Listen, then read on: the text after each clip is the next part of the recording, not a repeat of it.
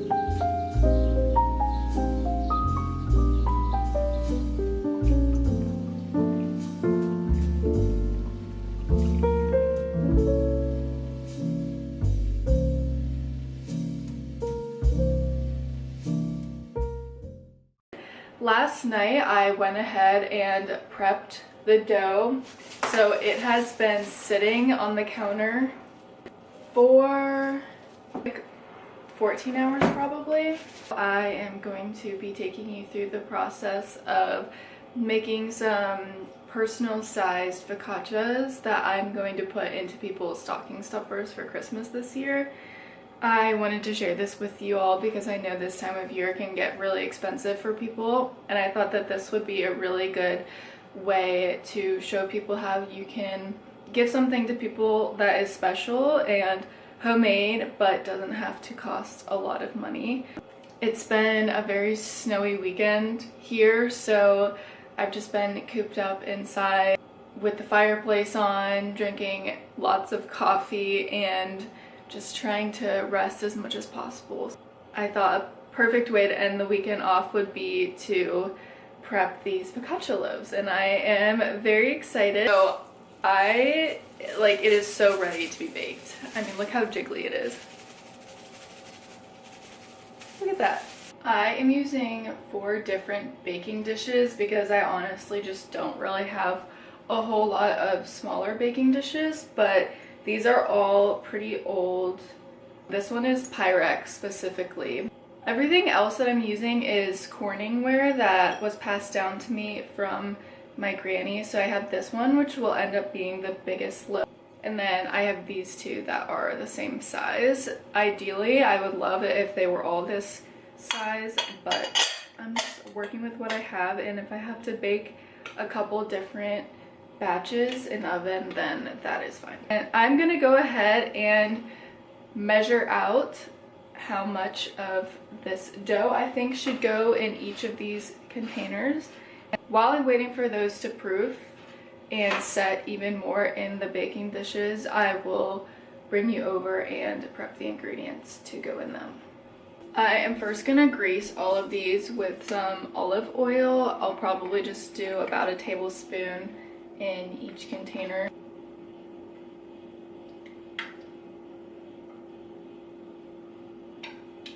I try my best to get as much oil as I can on the sides as well, just because you want these things to slide out as easily as possible. Those are all oiled, and now I'm going to separate some pieces of this very proofed and very ready dough, and I am just going to start putting it in these dishes. I'm trying not to pull too hard because I don't want to pop all of the really nice bubbles that are in there. I honestly don't really know of a good way to do this, so I am just gonna like start grabbing handfuls of the dough and then putting them a little bit in the dishes at a time.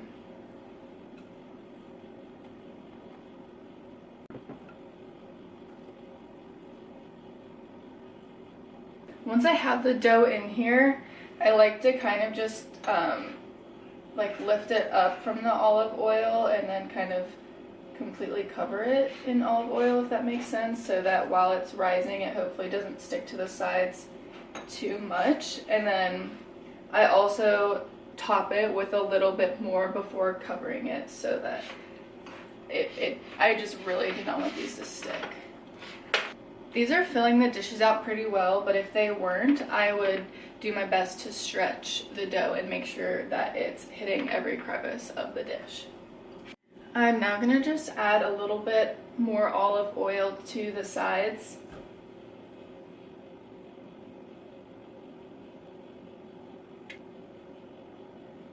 This is how the loaves are looking. I'm going to cover these, and I'm probably only going to let them sit for about an hour. Typically I would let them sit covered for 3 to 4 hours, but because I feel like this one is already pretty overproofed, I don't want it to flatten out and lose all the bubbles, so I'm just going to bake in about an hour or so. Right now I am just prepping some Colby Jack cheese and some pepper jack cheese. I have these little tiny pieces right now, and so I'm just quartering them so that they're even smaller, and then I'm honestly just gonna mix them together and have both cheeses in each loaf.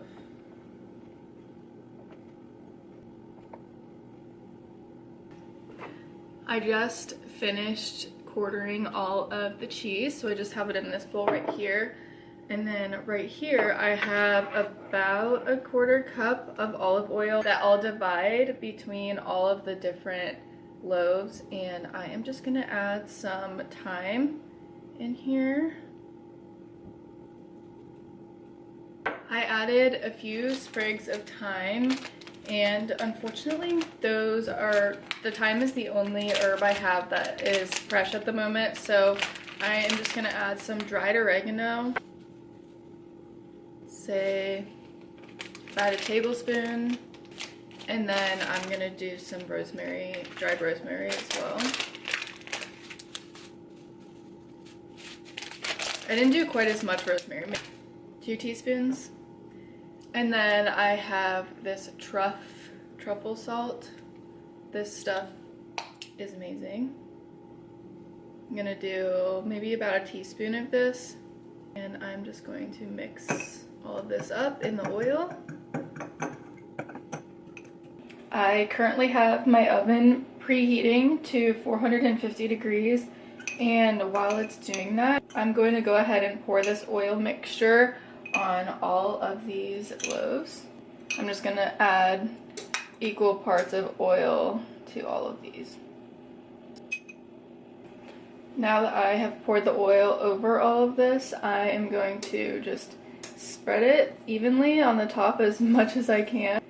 And now I'm just going to use my fingers to dimple the dough.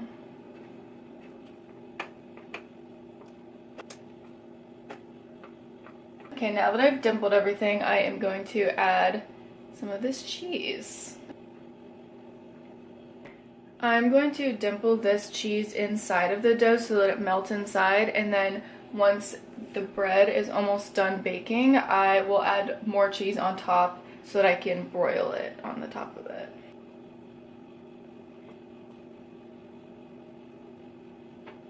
The oven is now preheated to 450 degrees, so I am just going to put these in. So I'm going to go ahead and put these in.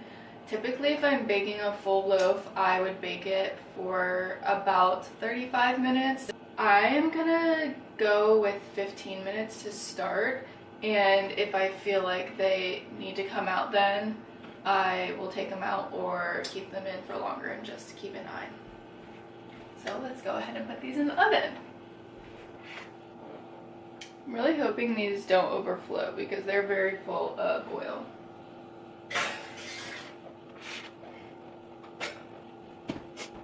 Okay, that was a little bit of a disaster. I way overfilled these baking dishes, and thank goodness I ended up putting baking sheets underneath them, because when the dough was rising in the oven, the olive oil started seeping out and dripping underneath it. So I just left it and I was like, I'm just gonna keep baking them, and it ended up setting off my smoke detectors. So I was running around like a madman through my house trying to wave the smoke away from everything. But I ended up cooking these for about 20 minutes total, and they honestly do look really good. So even though it was kind of a disaster, I think that they still turned out really well. I am going to let these cool down, and then I'm going to show you how I like to wrap them up so that they look cute for stocking stuffers, or if you're just giving them as gifts. Alright you guys, as I mentioned, that ended up being a little bit of a disaster, but it's okay because these loaves ended up turning out really, really good, and I wish I could eat these myself. If you are going to be gifting these to people right away, then I would wrap them up the way that I'm suggesting. But if you're not going to be gifting them to people for a couple days or a week, I would recommend putting these in a Ziploc baggie or some type of container in the freezer, just so that it can lock in all the moisture, and you want to avoid any kind of freezer burn. That will just help them stay as fresh as possible. But I'm going to be gifting these soon, so I'm just going to wrap them up in unbleached parchment paper, and I'm going to show you how I make them look all cute. Okay, I'm going to do my very best to show you how this looks from my point of view. I am just going to take this loaf out of here, place it in the center. I already measured the parchment paper out to make sure that I had enough space to completely wrap it.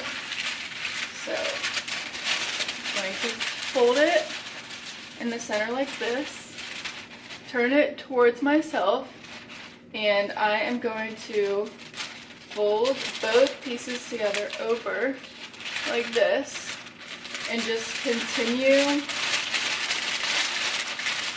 folding it down until I'm flush against the loaf.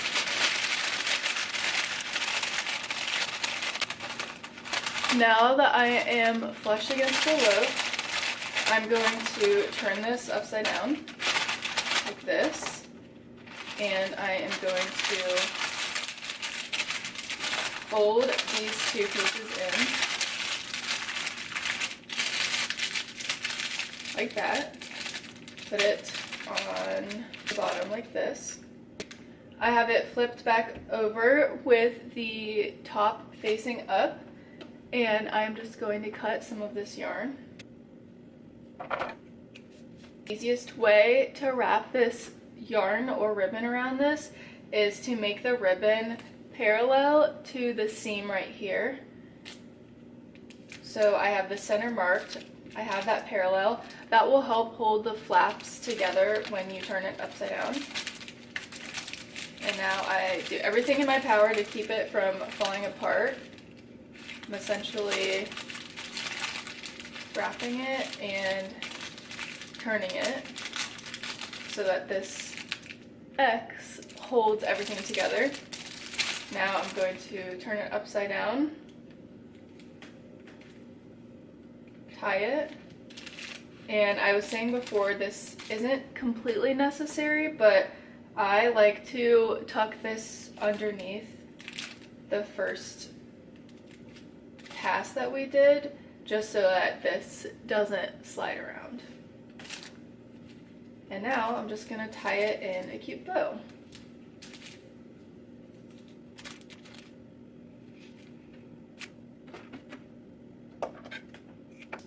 And now you have this adorable little personalized gift. Alright you guys, I have officially finished wrapping all of the mini loaves of focaccia to gift to people, despite almost burning my house down in the process. Luckily everybody survived and the loaves survived. Thank you so much for watching another one of my videos. Please like and subscribe to be notified when I post new videos. And I hope you all enjoy the rest of your day. Bye!